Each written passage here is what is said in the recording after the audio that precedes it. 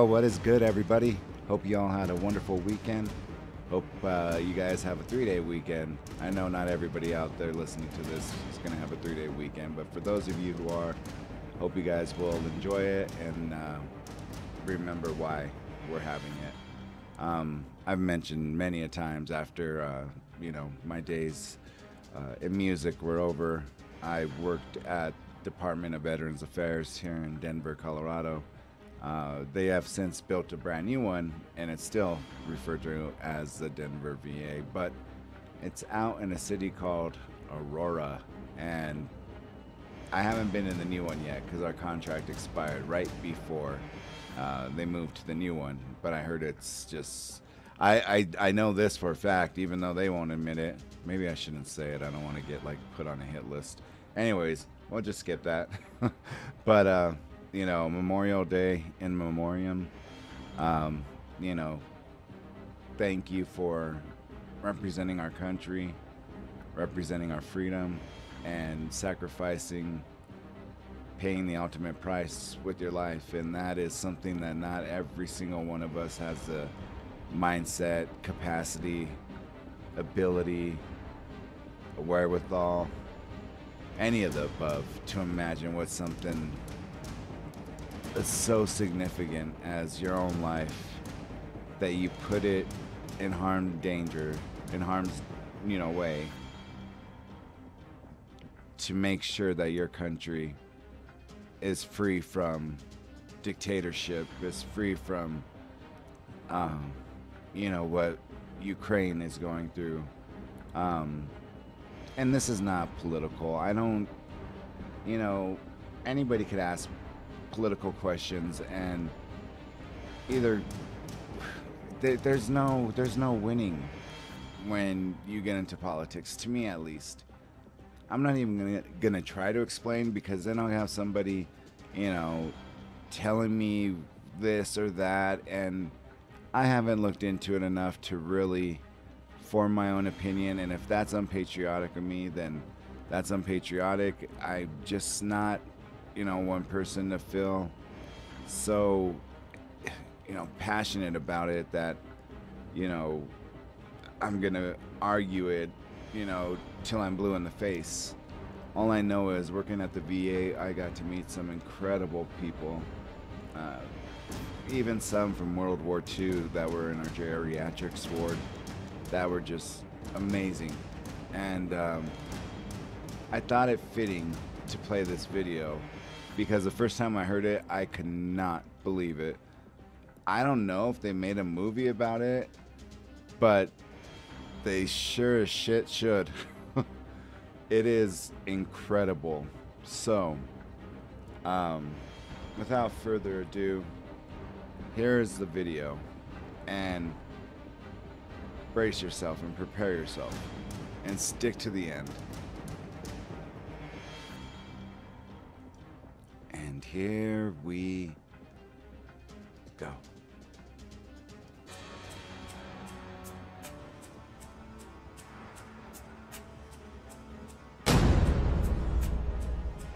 The Green Beret who went on a one-man rampage, Roy Benavidez, the Vietnam War.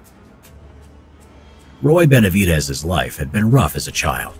Both his parents had died. He was bullied by his classmates because of his mixed Yaqui Indian and Mexican heritage, and had to leave school in 8th grade to help his family. At the age of 19, Benavidez joined the Army, serving in the Korean War in the Texas Army National Guard. He married Hilaria Lala Coy Benavidez in 1959 and completed airborne training, becoming assigned to the 82nd Airborne Division. In 1966, Sergeant Raul Perez was in hospital after stepping on a landmine. Doctors said he would never walk again. He had been sent to Vietnam in 1965 as an advisor for the ARVN troops there. Benavidez was carrying out a classified operation alone to gather evidence that the North Vietnamese troops were posing as Viet Cong. While he was on patrol along... There's one thing I want to mention, and the reason why they had chosen him is because the color of his skin. He was more, he was dark. He looked more indigenous than he did American. And so the way they had really dressed him up really was convincing that he was you know, he was a troop for the other side. And if it wasn't for the fact that he was wearing his dog tags, he probably would have been captured or, God forbid, you know, killed by accident.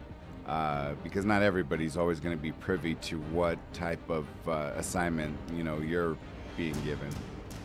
On a narrow trail disguised as a Viet Cong guerrilla, he stepped on a landmine. Sometime later, a squad of Marines came across Benavidez. They initially thought it was a booby trap, but were surprised when they flipped him over and discovered the man in Viet Cong pajamas was Hispanic and wearing U.S. Army dog tags. He was soon evacuated to the hospital. In hospital in the U.S. 2 months later, Benavidez had recovered and awoke. His memories came back to him. The doctor told him he would never walk again. His spine had been damaged, and his brain had rattled in his skull. Nevertheless, Benavidez, sitting in his wheelchair, begged the doctors not to discharge him from the Army. The Army was his life. Determined, Benavidez got up from his bed night after night, dragging himself to the wall and putting weight on his legs. For weeks, he pushed through the pain, going further in distance than before, which surprised the doctors. 6 months later, with his wife Lol. Okay, that's another inconsistency, because every other report, even from the horse's mouth, him himself had said, you know, he learned the schedules of the nurses and the doctors of when their last check-in was going to be of him at nighttime, when the next one would be, you know, in the early morning hours. So what he would do is, as soon as the nurses or, you know, doctors would leave, he would start preparing, and he would, you know, put himself on the floor, and he would drag himself just the way they were shown. But what he would do is he would get to the corner right near a sink and some drawers, and he would pull himself up, and he would ultimately, little by little, would kind of time it out, where one night he'll do, like, you know, 1 minute, the next night he'll do like 2 minutes, and he was doing it in, you know, these increments to continue to strengthen his legs. And part of the deal with the doctor, he did ask the doctor, you know, I don't want to be medically discharged, I want to continue to serve my country. And the doctor said, well, the only way that's going to happen is if you walk out of here. And that was the driving motivation that he needed. And sure as shit, he every night he crawled, stood up against the basin, then he started taking one step here. You know, wouldn't overdo it. He would make sure that he was doing it, you know, little by little, because he didn't want to set himself back further by, you know, falling and messing something up, you know, other than what was already going on. So little by little he did it, and he regained full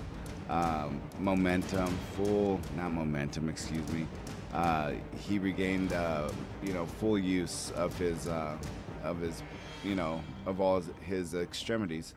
And surprised the doctors the day that he was to be evaluated a year later. The doctor said, well, it doesn't seem like, you know, I have any other choice but to medically discharge you. And he said, oh, well, that's too bad. And he got up and walked in front of the doctor, and the doctor and nurses were just shocked. And yeah, they allowed him to stay in the Army. All the support, Roy Benavidez walked out of the hospital. He was promised only a desk job at Fort Bragg, North Carolina, but determined and exercising every day, he trained vigorously and qualified for the Special Forces, also known as the Green Berets. He would be assigned to Detachment B-56, 5th Special Forces Group Airborne, 1st Special Forces. 6 hours in hell. Now it was 1968. Staff Sergeant Roy Benavidez, now with the code name Tango Mike Mike, was back in Vietnam and was off-duty attending church, but his mind was fixed on the panicking radio chatter from the front lines. In Lộc Ninh, Vietnam, near the Cambodian border, a 12-man Special Forces reconnaissance team, which included his close friends, Sergeant First Class Leroy Wright. You know, and something else that I want to bring up, because I don't think they bring it up often, but you know, with the Vietnam War, there were so many people that were, now mind you, this was the boom of, you know, hippies, I guess you could call them, and make love, not war, man. You know, that kind of BS going on. And they weren't really welcomed back as war heroes. If anything, they were treated like shit when they came back. There's a very heartfelt story about a guy who, you know, went to go give a veteran, you know, some money because it looked like he was panhandling. And the veteran said, no, you know, I'm not here for money. You know, the best way that you could repay me is if you ever see a veteran with a Vietnam hat on, you know, thank him for his service, because when we came back, we were all treated very, you know, harshly. Nobody really cared about what we endured over there. And absolutely 100% right. In fact, not too far from my home, there's a man, and I haven't seen him yet, so I hope he's okay. Usually he would be out by now, but Colorado's mixed weather. He holds an American flag and just walks up and down this like halfway block, like every single day. And he's not asking for money. He's just holding the American flag on one side, and on the other side is POW flag. And, you know, he just wants, you know, people to recognize, you know, honk their horns. He throws his hands up in celebration. You know, it's just really incredible to see their commitment. And it's a travesty that they were treated so horribly when they came back. Staff Sergeant Lloyd Frenchie Mousseau, Specialist 4 Brian O'Connor, and 9 Montagnard tribesmen who were part of the Civilian Irregular Defense Group program, or CIDG, were surrounded by a battalion numbering 1,000 battle-hardened North Vietnamese soldiers. Everyone in the unit had been wounded or killed in earlier fighting, and 3 of the helicopters sent to rescue them had been unable to extract them due to heavy enemy fire. When the helicopters returned, they were riddled with bullets. One of them, the door gunner, Michael Craig, aged 19, had been hit several times and died in Benavidez's arms. There was no way Benavidez was going to leave his friends out in the jungle.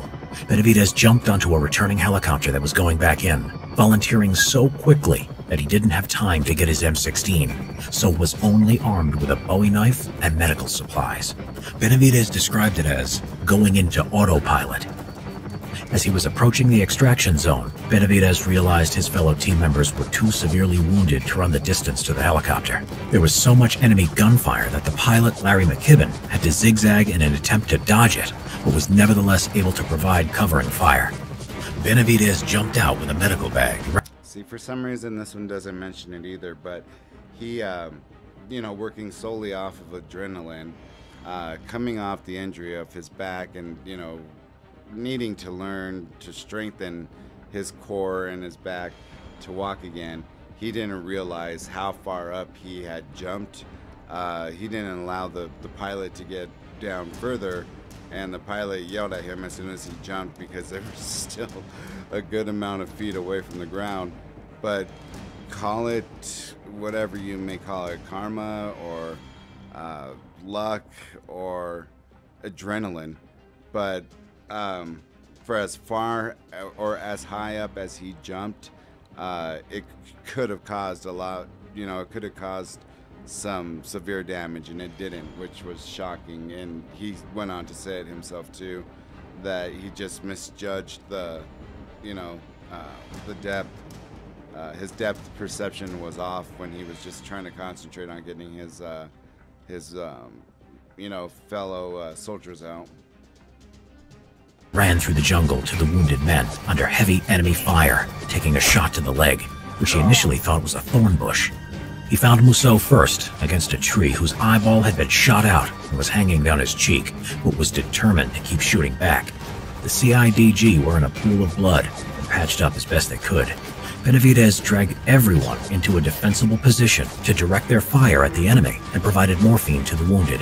He then saw O'Connor and an interpreter CIDG who he motioned to move over to him, but the gunfire started again and they took cover. Another round then hit Benavidez in his thigh. On adrenaline, he popped the green smoke for McKibben in the rescue helicopter to pick them up. While everyone who could move got into the chopper, he suppressed the tree line with an AK-47 he had picked up to cover O'Connor and the interpreter who crawled towards the helicopter. Now Benavidez was looking for the team leader, Sergeant First Class Leroy Wright, who had been killed and who also had intel on him that could not get into enemy hands. Benavidez found his body and proceeded to drag him to the chopper when he was shot again, this time in the stomach, and hit in the back by shrapnel from a nearby grenade, knocking him out.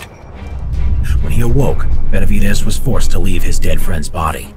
Disaster had also struck. The chopper had crashed to the ground from enemy fire. The pilot, McKibben, was dead. 5 of the men on board, including Mousseau, survived the crash, as did O'Connor and the interpreter who didn't get into the helicopter.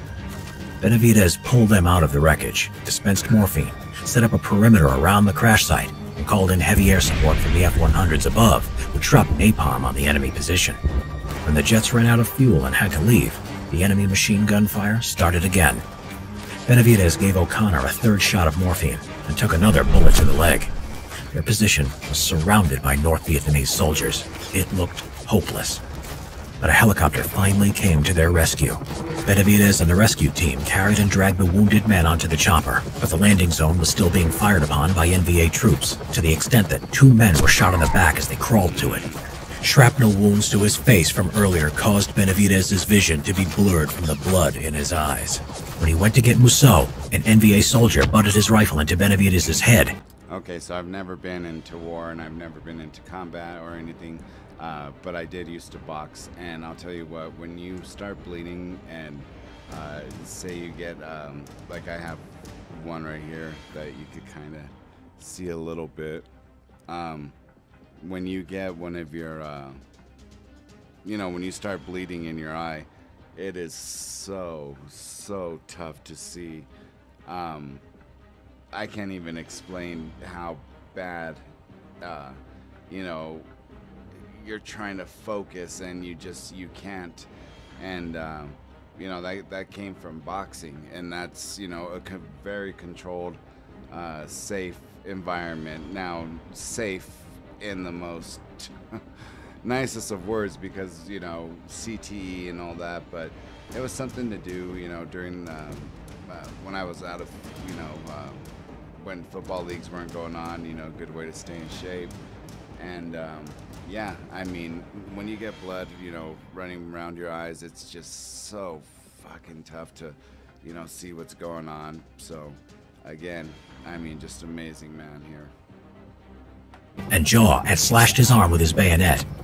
He shouted, okay, that was also bullshit too. Sorry for pausing it so much, but I'm just correcting from the horse's mouth. So Roy Benavidez, he said that that this guy, you know, jumped up and, you know, he did hit him with the end of a rifle butt in his jaw and broke his jaw.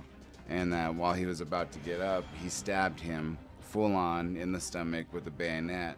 But he was somehow able to minimize the damage of him, you know, actually like shredding up his insides, and able to turn it around back on him, and, you know, was able to take him down. But it still left a big enough scar that he nearly disemboweled him, but he was still alive. To O'Connor to shoot, but he was too drugged from morphine to react. Benavidez pulled out his Bowie knife and stabbed the NVA soldier till he was dead. He then dragged Mousseau to the helicopter and killed 2 more NVA with an AK-47 who were out of the helicopter's side gunner's arc of fire. And then he made one more trip to get the interpreter and destroy any classified material, with blood still obscuring his vision. Only then did he allow the others to pull him onto the helicopter, the last man to leave the battlefield. At this point, the round that had hit his stomach had exposed his intestines, which he was trying to hold in with his hands. The helicopter, badly shot up and with no instruments left, managed to take off.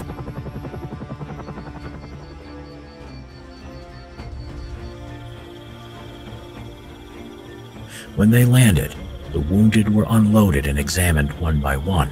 It had turned out that Benavidez had even loaded 3 dead enemy soldiers into the helicopter in case they had classified materials.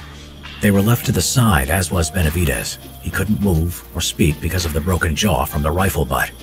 The blood over his eyes had glued them shut, and with 37 bayonet, bullet, and shrapnel wounds all over his body, he looked dead. Medics started placing him in a body bag and started zipping him up when a friend noticed him and said, "That's Roy Benavidez." The doctor said there was nothing that could be done, but Benavidez mustered his last bit of energy and spat in the doctor's face, causing the doctor to say, "I think he'll make it." He was flown to Japan for intensive surgery, then Brooke Army Medical Center, Fort Sam Houston, where he stayed for almost a year. Roy Benavidez had survived 6 hours in hell and saved 8 lives. Benavidez's commander had put him in for the Distinguished Service Cross because the process for awarding a Medal of Honor would take much longer, and he was unsure if Benavidez would live or die before he could have received it. Finally, on February 24, 1981, President Ronald Reagan would present Roy Benavidez the Medal of Honor. Reagan said, "If the story of his heroism were a movie script, you would not believe it." Benavidez said of his actions, "The real heroes are the ones who gave their lives for their country. I don't like to be called a hero. I just did what I was trained to do." Master Sergeant Roy Benavidez died on November 29, 1998, at the age of 63.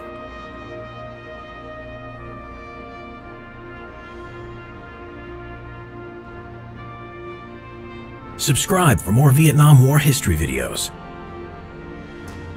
This is touching right here.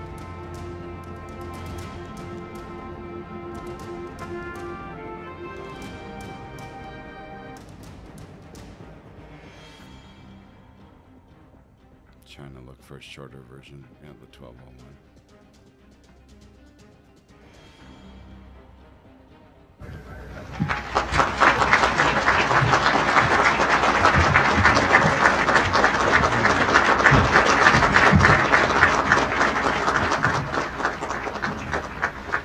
Thank you, Mr. Secretary. Men and women of the armed forces, ladies and gentlemen, several years ago, we brought home a group of American fighting men who had obeyed their country's call and who had fought as bravely and as well as any Americans in our history. They came home without a victory, not because they'd been defeated, but because they'd been denied permission to win. They were greeted by no parades.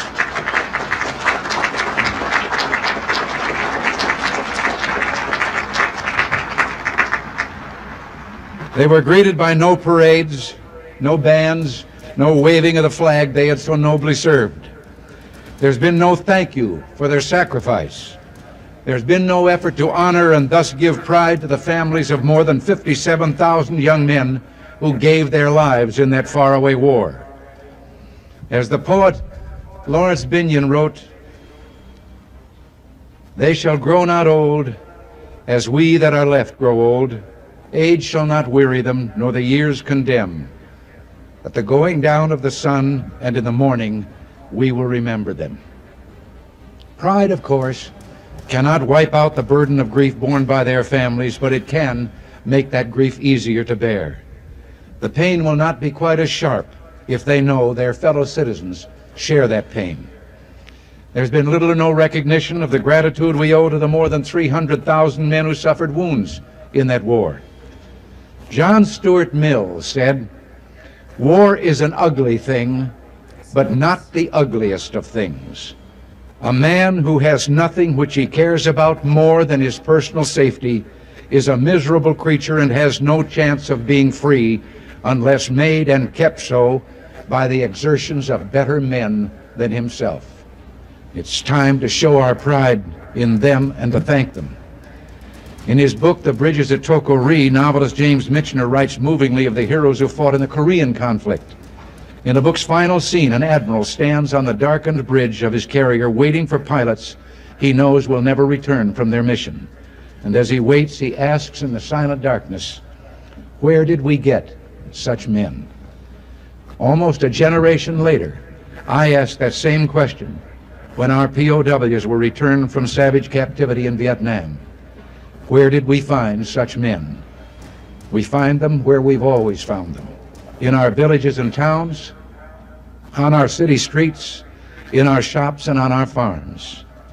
I have one more Vietnam story, and the individual in this story was brought up on a farm outside of Cureo in DeWitt County, Texas, and he is here today. Thanks to the Secretary of Defense, Cap Weinberger, I learned of his story, which had been overlooked or buried for several years. It has to do with the highest award our nation can give, the Congressional Medal of Honor, given only for service above and beyond the call of duty. Secretary Weinberger, would you please escort Sergeant Benavidez forward. Ladies and gentlemen, we're honored to have with us today Master Sergeant Roy P. Benavidez, U.S. Army, retired. So I just learned this yesterday. One of my good friends, I've mentioned it before, he married my cousin. He was in the Marines, and I was asking him about the ranking system, and because I was kind of curious, like, how did they go from officer, you know, or from, you know, infantryman to officer. And he was saying, you know, officer, you know, cadets usually go straight into, you know, the cadet program or college graduates. He's like, usually with infantrymen, he's like, you know, the master sergeant is, you know, he's kind of on par with, what do you say? Like, he's still very, very high up there and still very well respected, and his word still, like, you know, carries over some officers. Like, he's still above some officers, but he's not as high as, you know, some of them are, and you know, kind of forgoes his ability to ever become a general, which, you know, if I were going to sacrifice my life, you know, for that much, I would definitely look to become a general. And you know, he was just happy to keep his boots on the ground and help out those in need, obviously. Let me read the plain, factual military language of the citation that was lost for too long a time. Now, this is everything that he did, and it's a trip. Master Sergeant Roy P. Benavidez, United States Army, retired, for conspicuous gallantry and intrepidity in action at the risk of his life above and beyond the call of duty. Where there is a brave man, it is said, there is the thickest of the fight. There is the place of honor. On May 2nd, 1968, Master Sergeant, then Staff Sergeant Roy P. Benavidez, distinguished himself by a series of daring and extremely valorous actions while assigned to Detachment B-56, 5th Special Forces Group Airborne, 1st Special Forces, Republic of Vietnam. On the morning of May 2nd, 1968, a 12-man Special Forces reconnaissance team was inserted by helicopters in a dense jungle area west of Lộc Ninh, Vietnam, to gather intelligence information about confirmed large-scale enemy activity. This area was controlled and routinely patrolled by the North Vietnamese Army. After a short period of time on the ground, the team met heavy enemy resistance and requested emergency extraction. 3 helicopters attempted extraction, but were unable to land due to intense enemy small arms and anti-aircraft fire. Sergeant Benavidez was at the forward operating base in Lộc Ninh monitoring the operation by radio when these helicopters returned to offload wounded crew members and to assess aircraft damage. Sergeant Benavidez voluntarily boarded a returning aircraft to assist in another extraction attempt. Realizing that all the team members were either dead or wounded and unable to move to the pickup zone, he directed the aircraft to a nearby clearing where he jumped from the hovering helicopter and ran approximately 75 meters under withering small arms fire to the crippled team. Prior to reaching the team's position, he was wounded in his right leg, face, and head. Despite these painful injuries, he took charge, repositioning the team members and directing their fire to facilitate the landing of an extraction aircraft and the loading of wounded and dead team members. He then threw smoke canisters to direct the aircraft to the team's position. Despite his severe wounds and under intense enemy fire, he carried and dragged half of the wounded team members to the awaiting aircraft. He then provided protective fire by running alongside the aircraft as it moved to pick up the remaining team members. As the enemy's fire intensified, he hurried to recover the body and the classified documents on the dead team leader. When he reached the team leader's body, Sergeant Benavidez was severely wounded by small arms fire in the abdomen and grenade fragments in his back. At nearly the same moment, the aircraft pilot was mortally wounded and his helicopter crashed. Although in extremely critical condition due to his multiple wounds, Sergeant Benavidez secured the classified documents and made his way back to the wreckage, where he aided the wounded out of the overturned aircraft and gathered the stunned survivors into a defensive perimeter. Under increasing enemy automatic weapons and grenade fire, he moved around the perimeter, distributing water and ammunition to his weary men, reinstilling in them a will to live and fight. Facing a buildup of enemy opposition with a beleaguered team, Sergeant Benavidez mustered his strength and began calling in tactical airstrikes and directing the fire from supporting gunships to suppress the enemy's fire and so permit another extraction attempt. So anybody who listens or watches or plays Call of Duty, you guys will understand this, but you gotta understand this is not a video game either. You know, when they say, when they look at their coordinates, for instance, I believe because of the fact that he was airborne, certified and, well, not certified, you know, whatever, he was, you know, part of the 80 something airborne division, and then becoming a ranger, he's very familiar with, you know, longitude, latitudes. And so when they say danger close, they actually mean danger extremely close, not by your, you know, your adversary, but by where you're calling an airstrike, because you could literally, if there's about a 50-50 chance that you're going to survive an airstrike when you call in danger close. And that's what he had to do, because the danger wasn't from afar. It wasn't like they were getting picked off by snipers. They were getting picked off by infantry from Vietnam. And so when he called it was called in as a danger close. And luckily for him, I mean, he had a guardian angel on him that day, that's for sure. He was wounded again in his thigh by small arms fire while administering first aid to a wounded team member just before another extraction helicopter was able to land. His indomitable spirit kept him going as he began to carry his comrades to the craft. On his second trip with the wounded, he was clubbed from behind by an enemy soldier. In the ensuing hand-to-hand combat, he sustained additional wounds to his head and arms before killing his adversary. He then continued under devastating fire to carry the wounded to the helicopter. Upon reaching the aircraft, he spotted and killed 2 enemy soldiers who were rushing the craft from an angle that prevented the aircraft door gunner from firing upon them. With little strength remaining, he made one last trip to the perimeter to ensure that all classified material had been collected or destroyed and to bring in the remaining wounded. Only then, in serious condition from numerous wounds and loss of blood, did he allow himself to be pulled into the extraction aircraft. Sergeant Benavidez' gallant choice to join voluntarily his comrades who were in critical straits, to expose himself constantly to withering enemy fire, and his refusal to be stopped despite numerous severe wounds saved the lives of at least 8 men. His fearless personal leadership, tenacious devotion to duty, and extremely valorous actions in the face of overwhelming odds were in keeping with the finest traditions of the military service and reflect the utmost credit on him and the United States Army.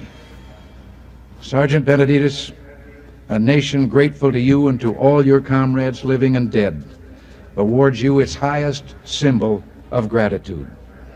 For service above and beyond the call of duty, the Congressional Medal of Honor.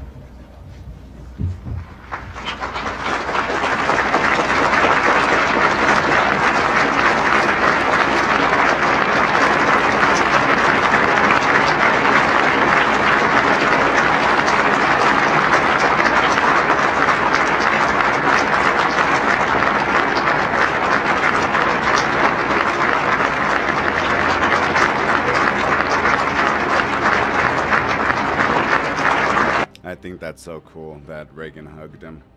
I have seen this clip before, but I don't remember that.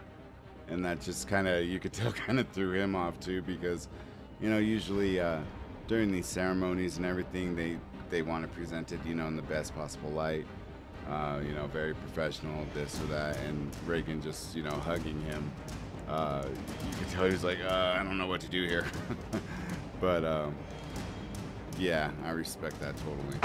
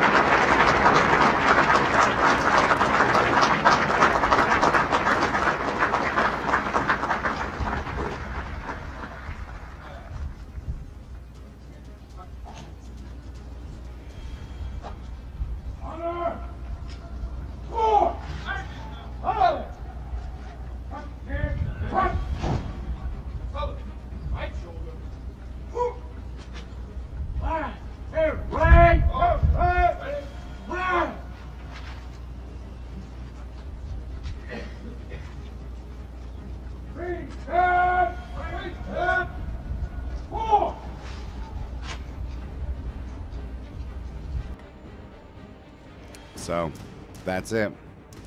I don't know if you guys ever had a chance to hear this story, but one of the most craziest, I mean insane, will to survive stories I have ever heard in my life. And he deserves every accolade ever for what he went through, because like Reagan had said, if it was not documented, you would even think that, you know, in a movie, oh, this is bullshit, this would never happen. And it did. And it's a badass, you know, he was one hell of a soldier. He died in the mid to late 90s. But man, what a hero. So those are the type of people that I'm, you know, just reaching out to people today to say, hey, you know, tomorrow, if you may not be the biggest military person, at least say, like, you know, somewhat of a little good faith about them. Like, you know, hey, you know, I'm grateful for this or that, or, you know, because without many of them, life would be, yeah, fairly difficult. We feel, I guess, what would be the right word to use? Oppressed. You know, we feel like our words don't have as much meaning as they used to. Well, it's just when you run across somebody like this, you'll understand why.